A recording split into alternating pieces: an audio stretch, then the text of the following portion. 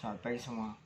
Puji syukur kami panjatkan kepada Tuhan, di mana kami dapat menyelesaikan tugas kelompok kami dari kelompok 1, yaitu dengan topik pembahasan sosiologis terbentuknya Pancasila. Yang kami hormati Bapak dosen pengampu mata kuliah dan yang saya banggakan teman-teman semuanya.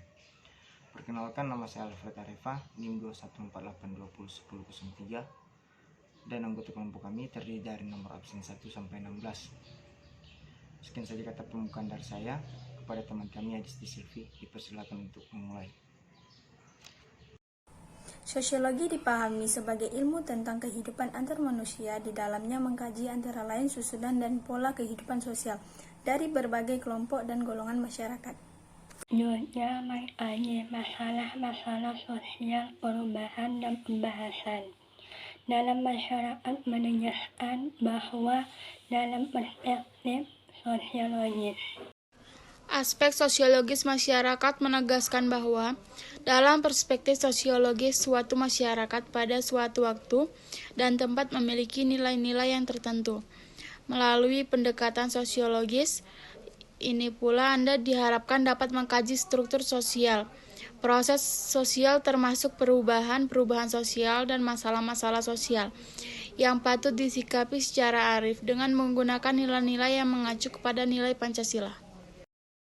Yang patut disikapi secara arif dengan menggunakan standar nilai-nilai yang mengacu kepada nilai Pancasila.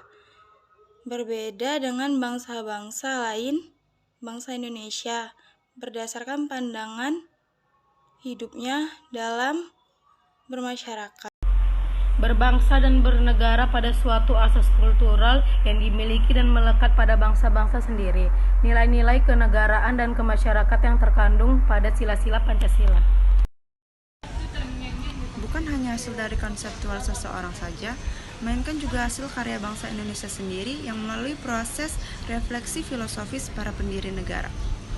Bung Karno menegaskan bahwa nilai-nilai Pancasila digali dari bumi pertiwi Indonesia. Dengan lain, nilai-nilai Pancasila berasal dari kehidupan sosiologis masyarakat Indonesia.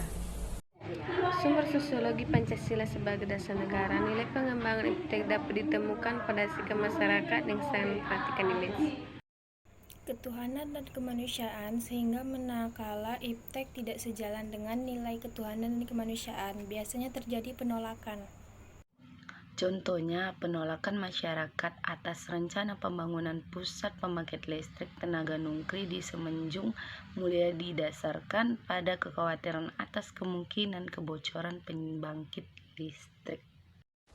Pembangkit listrik tenaga nuklir di Semenanjung Mulia didasarkan atas kemungkinan kebocoran pembangkit listrik. Hal ini membuktikan bahwa masyarakat peka terhadap isu-isu ketuhanan dan kemanusiaan yang ada di balik pembangunan pusat tenaga nuklir tersebut. Ketuhanan dikaitkan dengan dikesampingkan masyarakat manusia sebagai hamba Tuhan yang Maha Esa dalam pembangunan iptek. Artinya, pembangunan fasilitas teknologi barangkali tidak melibatkan peran serta masyarakat sekitar. Padahal apabila terjadi dampak negatif kerusakan fasilitas teknologi, maka masyarakat yang akan terkena langsung akibatnya. Yang dikehendaki adalah keseimbangan antara peran manusia sebagai makhluk individu dan peran manusia sebagai makhluk sosial juga memenuhi hak sipil, politik dengan hak ekonomi, sosial, dan budaya. Pandangan tersebut berdasarkan pada pemikiran Friedrich Dehan Suprato dan Arianto yang menyatakan bahwa keadilan tidak akan memberikan pengaruh pada usaha. Struktur sosial modern yang memiliki perkembangan dan turunan zaman sehingga citra negara Indonesia dapat dimengerti. Apabila para penyusun undang-undang tahun 1945 berpendapat bahwa citra negara Indonesia berasal dari diambil pengayuban masyarakat Indonesia sendiri. Sekian video penjelasan aspek sosiologi terbentuknya Pancasila dari kami. Kurang dan lebih kami mohon maaf.